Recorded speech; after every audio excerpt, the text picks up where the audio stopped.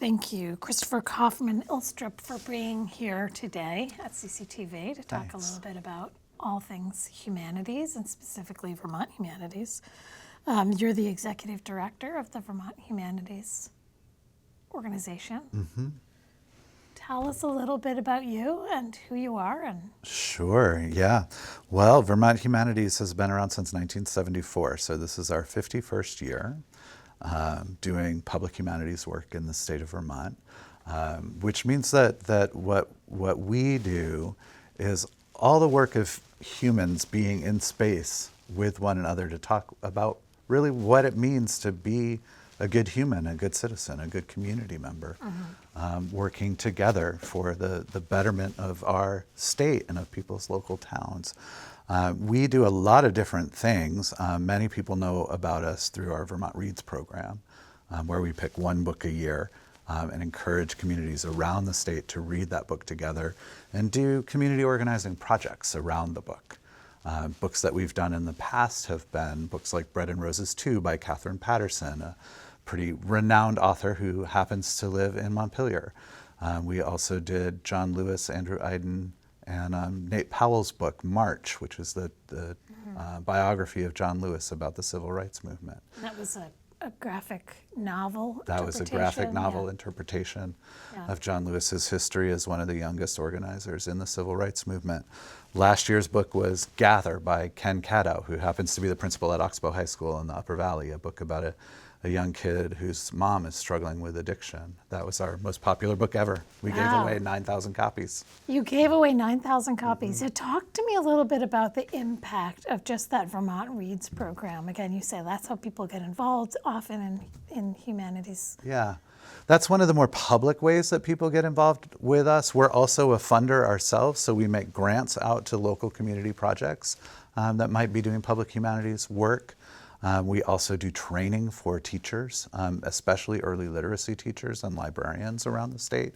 But to go back to Vermont Reads, when people are doing a Vermont Reads project, they can ask us for up to 75 copies of the book to distribute in their community. But it's not just a book club. You can't just read the book and talk about it. You have to do a project. So for example, a few years ago when we did a book called El Viaje Más Caro, The Most Costly Journey, about migrant farm workers in Vermont. One of the projects that was organized was a soccer tournament to engage people from the migrant farm worker community who are very into soccer with local kids playing soccer and to build sort of community cross-cultural understanding. And there was a lot of music projects that year to bring Mexican music into Vermont. And many people said to us after that project that they never really knew their migrant farm worker neighbors until they started reading that book and doing those projects. And so that's really one of the goals, is to help build understanding sort of neighbor to neighbor. With the Gather project about the young boy whose mom was struggling with addiction, we saw a lot of similar awareness building, right? That people frequently said, I didn't know that my neighbors were struggling with addiction, with recovery issues. I didn't know how to support kids whose families might be in that space. And now I do, because I read that book. And what are some of the programs, what are some of the projects that happened around that book? Just a fun fact, we have those soccer tournaments in the CCTV archives as well, which I think of as like a huge humanities holding, is this 40-year archive of content, community discussions, expressions of our relationships with one another through cultural and political events. Yeah.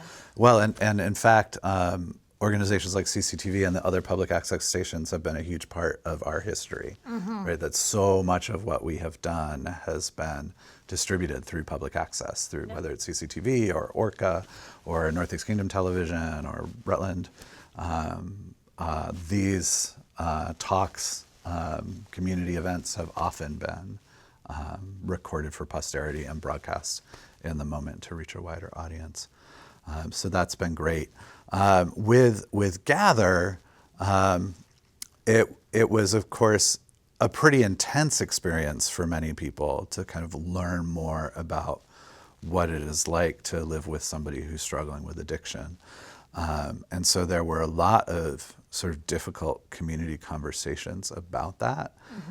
But another piece of Gather is really the resilience that Ian shows as a young person whose mom is struggling, and how he works to protect his mom, and how he works to protect his family. And also the central metaphor, Gather, of how we as a community gather around each other in times of trouble. And we really saw that in that book, that it was a real opportunity for teachers to talk about how they care about their students, for folks from all walks of life to talk about how we all gather around in community to support people who are struggling. Another great thing about that book is that Ian adopts a dog who he names Gather early on in the book. And the dog has been homeless. He just kind of wanders onto Ian's farm and stays. And so many community projects during our year with Gather revolved around the importance of people's animals in their lives and what kind of support animals can offer. Especially to young people. Yeah. I mean, you've been doing this work. You've been executive director for about 10 years. Is that right? Just past my 7th year. Just past your 7th year. Yep. Oh, okay. Yep. So not quite 10, but we're getting close. I'm adding some days onto your time. What drew you to this? How did you come to the humanities? Yeah. Well, I've been a community organizer for a really long time. I came into community organizing with a strong interest in the humanities. I went to Virgins High School. I won the Humanities Prize back in 1986. Wow. And so that kind of makes me laugh a little bit. What was your project? Do you remember? I don't. I think it was just kind of the overall nerdiest humanities kid got the prize. I don't know if it was a specific project or not. But, I like to say that my life has been divided up into a bunch of chunks, right? That in the 90s, I did a lot of community organizing around environmental and economic justice. And that's when we first knew each other 30 plus years ago now. I then worked in LGBT organizing for quite a while. I was the first employee at what is now the Pride Center, what was then RU12. I worked at Outright. And then I moved into philanthropy and I worked at Vermont Community Foundation. And part of my role at Vermont Community Foundation was to be the grant maker responsible for arts and culture and humanities grant making. And so I really started to get to know those players during that time. So when this opportunity came up, it felt like a great next step for me. And it's been an awesome 7 years, in part because I keep getting to learn new things, and we do pick a new book every year, and we get to develop new partnerships with new organizations every year, and that's a lot of fun. And we've been able to grow our budget so that our grant making is much stronger than it was when I started. This year we expect to be giving away somewhere in the neighborhood of probably $350,000 in small grants to organizations around the state to do humanities projects. And that's been really amazing to be able to grow the resources available for grassroots community projects. Now, one of the things about humanities, in Vermont Humanities, you're covering the whole state. And we think of Vermont as a small state, but it's very diverse. It's a very diverse state, economically, geographically. What is that experience like? And talk about some of those partnerships that you've developed around the state, maybe highlighting some of the variation. Yeah, we do try and work throughout the state. It's been very important to me and to our volunteer board of directors that we have representation from all parts of the state. We just had our board retreat up in Newport in the Northeast Kingdom, in part because we brought a traveling Smithsonian exhibit to Newport, and this is the closing stop on its tour. So we wanted our board to be able to see what that looks like and what Newport looks like. Tell us a little bit about that. Oh, Just sure. Take a detour. Tell us about this traveling exhibit. And is this something that you do regularly as part of humanities? This was our first try, which has been really a little bit weird for the folks at the Smithsonian because Vermont's usually not last, but Vermont and New Hampshire were states number 49 and 50 Wow. to host a Smithsonian Museum on Main Street exhibit. And so they're very happy to tick us off the list. The particular exhibit we got is called Crossroads, and it's about change in rural America. And all of the Museum on Main Street exhibits are about rural communities on some level. This one I think was particularly resonant for Vermont and New Hampshire because we have experienced so much change over the last 20 or 30 years, especially with the decline of the agricultural sector and the sort of pressures to kind of suburbanize in rural states. And so each host venue, always in a small community, it would never come to Burlington. Burlington's considered too big for a museum on Main Street. Develops their own exhibit that wraps around the Smithsonian exhibit. And in this case in Newport, you can go and you can see this wonderful photography exhibit about Orleans County and all of the different changes that have happened there over the last, some of those photographs go back 100 years, and it's interesting to see what has changed and what has stayed the same. But one of the real points of that exhibit is that we tend to make the assumption that rural America is static, that it doesn't change, that it's very conservative, not necessarily politically conservative, but that it's things are always the same there. It's always some sort of version of the 1950s in rural America. And the point of the exhibit is to show that change is constant in all communities, not just urban spaces. And Newport certainly has had a lot of change.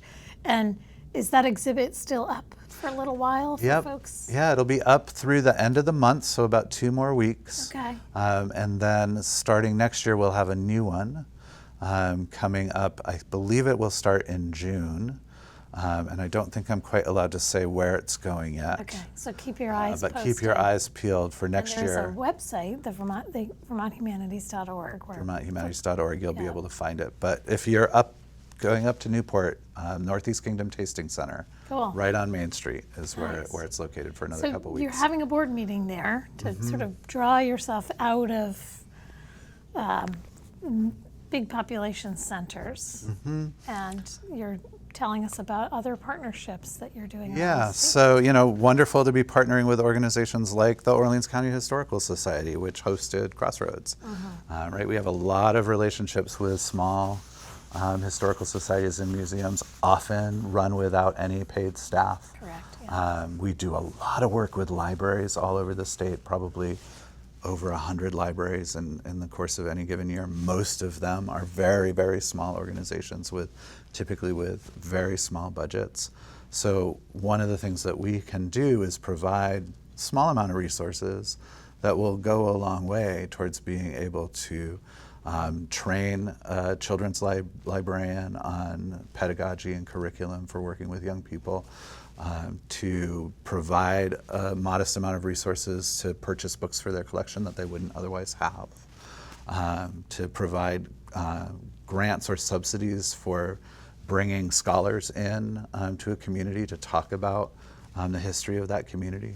Right now we're offering a lot of talks about climate change in Vermont and nationally, because our Vermont Reads book this year is a book about the climate crisis.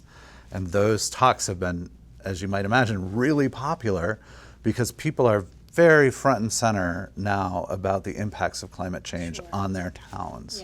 And so that is something that doesn't just affect bigger cities like Burlington or South Burlington, but is very, very present for places like Johnson and Lyndonville, and of course my town, Montpelier, just a couple of years ago. Right. Yeah, temperature changes, impacts. So we have a talk right now that's about, why are Vermont towns always built in the floodplains next to the rivers? And to help people have that conversation about the history of why that is and what we You might say- need to think about going forward. When you say we have a talk, who is doing that talk? And is that humanities staff? Is it somebody that you've brought in? Sure, yeah. We have affiliated scholars from lots of different institutions. Yep. Sometimes they're even independent or they're retired. Yep. But people from UVM, from Middlebury, from CCV, from Johnson, sometimes people from outside of the state as well that are part of our Speakers Bureau. Yep. They present an idea for us on a talk they want to give. We will often throw out, hey, we want talks on this theme coming up. We want talks on climate change and the humanities coming up. What do you got? And people will send us their ideas. We book them in. And then any nonprofit in Vermont can say, hey, I want that talk about river communities and climate change. They'll call up that scholar, they'll agree on a date, and then we pay the scholar fee. Great. So that the small library, the small historical society doesn't have to take on that cost, but they can provide a high quality program. Yeah. And some of those are recorded, and you can watch them on community media access channels Yeah. around the state. Frequently, Yeah. and actually this is good timing to talk about our fall festival is coming up. There'll be 10 different events during National Arts and Humanities Month, which is October, and a bunch of them are going to be live streamed. Great. So you'll be able to watch them on our website. Tell us a little bit more about the fall festival. What happens? Sure. Yeah. So it's a different theme every year. It's usually related to our Vermont Reads book. This year's theme is Resilient Patterns. And for example, we're having Martha Barnett from the podcast Away with Words, which airs on Vermont Public, come and talk about the way that words are used to talk about climate change, which gets complicated in today's world where climate change has become a particularly politicized topic. So we're looking forward to having Martha and her co-host at the South Burlington Library in the middle of the month. There'll be Judy Carrick Dalton, who is an environmental writer. Sundog Poetry Center is organizing a whole day-long symposium about environmental poetry. There's going to be things from all the way down in Bellows Falls, all the way up to the North Country. And people should definitely come. I think maybe the highlight for a lot of people is going to be Ada Limon, the former U.S. Poet Laureate, who's going to close us out at UVM towards the end of the month. Great. Vermont Humanities is part of a network of other humanities, if that's the right way to put it, around the state. You're 51 years old. I mean, where was the seed of this idea born? I think of the word humanities as a very academic word. Yeah. How do you kind of bridge this experience? Library, I don't think of as an academic word, oddly enough, but how do you bridge that experience of people's everyday, the mundane, everyday work that people do? And what's the seed of this project? Sure, yeah. You know, we're the state affiliate of the National Endowment for the Humanities, which you may have been following in the news lately. It's been having a little bit of trouble. Yep. But the National Endowment for the Humanities was created as part of Lyndon Johnson's Great Society initiatives in the 1960s. So in about 1965, NEA, National Endowment for the Arts, and NEH, National Endowment for the Humanities, were created. And beginning in the very early 1970s, NEH began to accredit state humanities councils. And there are now 56 of them, all 50 states plus the 6 jurisdictions, Guam, the Virgin Islands, the Northern Marianas, and so on, Puerto Rico, Washington, D.C.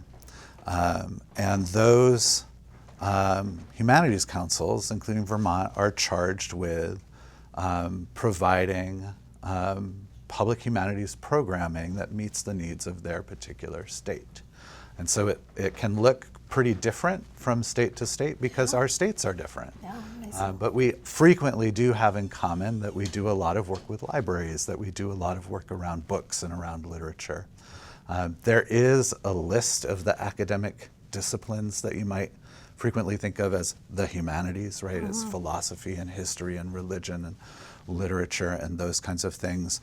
In the public humanities, we prefer to not really think about it that way. we really think about it as people sitting around a table talking about what it means to be human and how we engage with one another.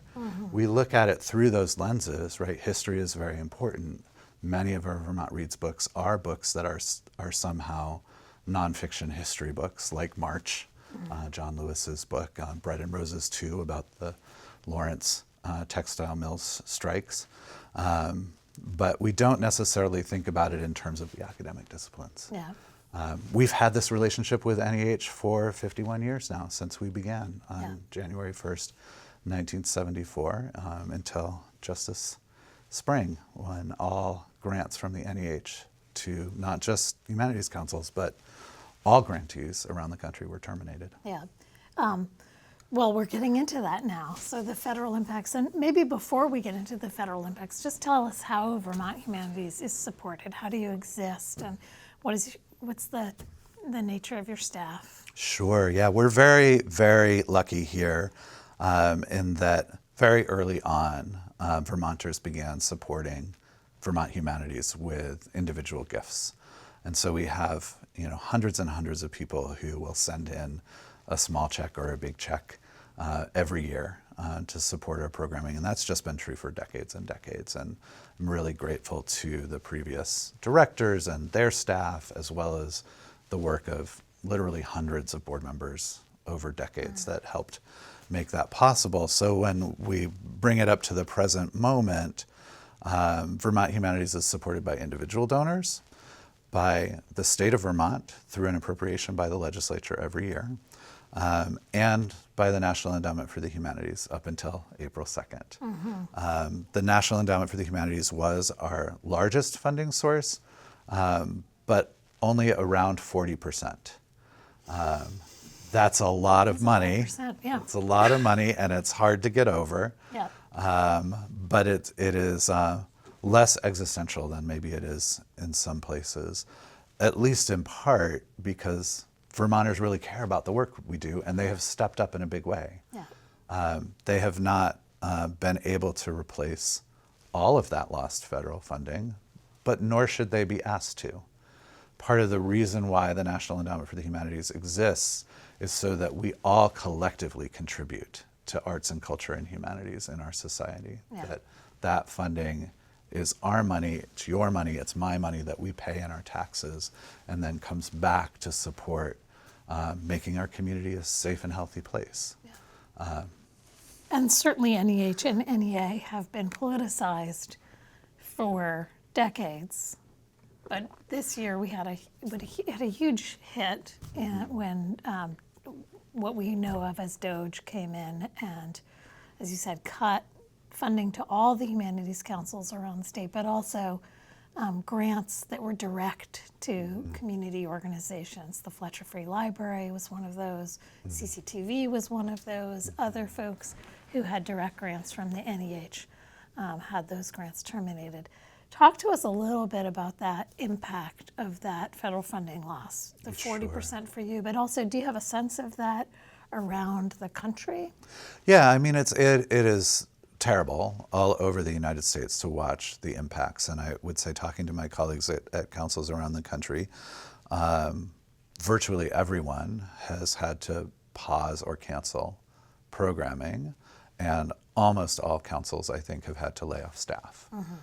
Here in Vermont, we made an early decision to reduce our full-time staff from 10 people to 7. We had 1 unfilled position, and then we unfortunately said goodbye to 2 really devoted and very talented staff people because we just did not have the resources.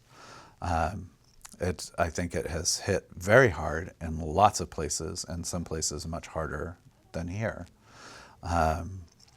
And I talk with my colleagues around the country every day about what that is like, and we have advocacy working groups that are working to try and kind of revive the NEH if we can in the future.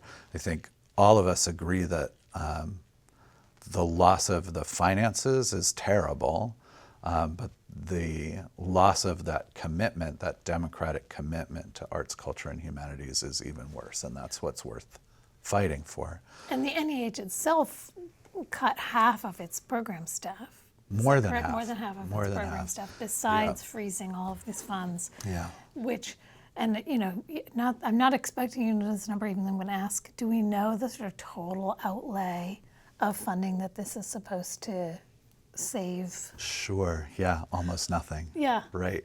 So Doge makes a claim, right, that they are saving taxpayer dollars. Yeah. And the total budget for the NEH for this fiscal year was $207 million. Yeah. Which is basically a Yeah. rounding error. Which may sound like a lot to folks, but when you take that and you spread that across the entire Right. country, It's very, and very then tiny. to beyond state projects, individual projects as well. Yeah. 207 million. 207 million. And for the councils, for the 56 councils, is much less, right? It's Yep. 65 million. About a third of the NEH budget goes to the state councils every year. Yeah. So this is not really about a funding save. It's more of like an existential understanding of what we're supporting as a country. Yeah. To me, it's clearly not saving money. Yeah. What it's doing is sending a message Yeah. about the way we want democracy to work Yeah. or not work. And I think it's important, maybe back to that thing about how you serve the community at large. Vermont Humanities is a non-political organization. You're nonpartisan, Correct. and you're not political in that sense that you're serving all Vermonters. Can you just talk Yeah. a little bit about that? Yeah, and that's 100% true for all 56 councils, right? That all of us are nonpartisan organizations. None of us are political organizations. We are all charged by the NEH with providing public humanities programming that meets the needs of our state. And in Vermont, we're very concerned about flooding, so we want to provide programming about understanding how our communities can be more resilient. Last year, as we talked about earlier, we really wanted to talk about the crisis around opioids, so we Yeah. picked a book that was about that. We also knew, for example, that there was this whole crew of neighbors that are living and working and keeping our dairy industry alive that most Vermonters know nothing about. And so we wanted to spend some time helping Vermonters understand how the dairy industry operates in Vermont. And that year was 2022. Yeah. Right, so that's how we do that work, and none of that work is political. So what has been the pushback on these federal funding cuts? Sure. And when we say federal funding, it's really specific folks out of the agency known as DOGE who went in, terminated all grants, sent letters. What's been some of the pushback? Sure, yeah. Well, we're lucky to have a national membership organization called the Federation of State Humanities Councils, very exciting name, who worked with Oregon Humanities to file a lawsuit in federal district court challenging the cancellation of the grants for the councils. And it's exciting that we actually got a preliminary injunction saying that what DOGE tried to do was wrong. And what that does is it doesn't give us our money back, unfortunately, but it does direct NEH to not spend those dollars on anything else while the trial moves forward. And of course, as everybody knows, courts are notoriously slow, and they're going to take a long time to sort of figure this out. But it is great to have that first decision saying, nope, you guys were right, this was wrong. DOGE does not have the power to do this. Yeah.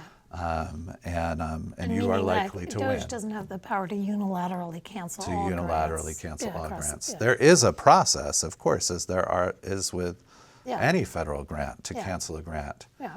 but they did not follow the process. Yeah. So we're grateful for the Federation taking that forward, and we'll see where that goes. So, the impact of what you do in Vermont Humanities, you've talked about a little bit. How do people, where do people fit in this work? They can pick up the Vermont Reads program, they can attend the museum in your community, Main Street Museum. Yep, Museum on Main Street. Museum on Main Street. What are other ways that folks can get involved? Sure. Well, participating in Vermont Reads is one. Going to a program is certainly another. There's lots of different ways to get involved. We have a wonderful sort of side project that we've been doing now around democracy. In Vermont, we produced with the Center for Cartoon Studies the Freedom and Unity comic book. It's being distributed all over the state. There's a new version for younger kids coming out probably this week that's more focused on the State House.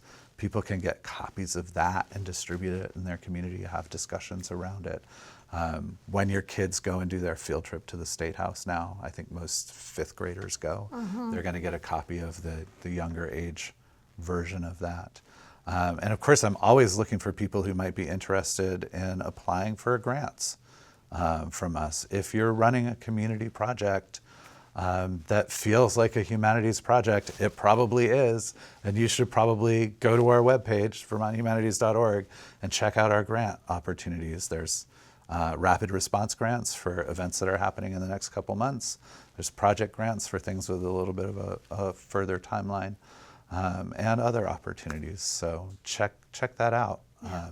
I would also say that it is really important for people right now to go to arts, culture, and humanities programming, not just ours, right? Like, I love what we do, but there are literally hundreds of arts and culture organizations in Vermont, and they all need support right now. So if you're in Burlington, go to something that the Flynn is producing. If you are in Rutland, go to something that the Paramount is doing. If you don't have a library card, go and get one and go to a program, because they have tons of amazing things happening. Some of it might be connected to us, but a lot of it is stuff that local communities are doing on their own. Go to it. I mean, that's so interesting, and we're going to wrap up soon, but what is your sort of existential feeling about the online world, social media in relationship to humanities? And are you thinking about that in terms of where you're going as an organization? Sure. Because it's true, it feels like people are they don't want to meet each other in person as much. And, maybe I'm making that up, but talk a little bit about that. I think that, of course, comes out of the pandemic, right? That sense that we don't want to be out in community with one another. And I think that is undeniably true, that we are struggling with that right now in communities large and small, all over the country. And I think there are also signs of hope that people are coming back out, and that they're able to merge the kind of virtual experience with the actual experience. So, Vermont Humanities did a lot of online work, largely through the public access stations during 2020, 2021, during the depth of the pandemic. We haven't stopped doing the online work. We could have said, we just want people to come to the library now. But we didn't do that, because we know that the virtual work expands universal access. And that is really key. So for people, for whatever reason, maybe you don't drive at night, maybe you have a mobility issue, maybe you're just like busy and tired at the end of the day and you'd rather watch a recording, all of that is totally valid. And so we have to be walking both paths. We have to be providing that universal access, and we have to be providing ways for people to gather in person. All on a diminished budget. All on a diminished budget, right. But not to end on a negative note. It sounds amazing. Right. It sounds interesting. Again, this year's Vermont Reads book, Light Pirate by Lily Brooks Dalton. And is there a project launch for that, or has that launched already? It started on July 1st, so we're about 3 months in, and there's already... Not too late. That's not too late. We'll go all the way through next June 30th. Right now, there's 54 different community projects happening. Wow. We've given away almost 2,000 books. Wow. So and please sign right up. More to go. And Lily is a Vermonter. She grew up in Windham County, and she'll be here in the spring as part of Teen Lit Mob, which is the youth literary festival. Great. Sounds like so much. Christopher Kaufman Ilstrup, Executive Director of Vermont Humanities. Thank you for being here. Thank you all for watching, and be well.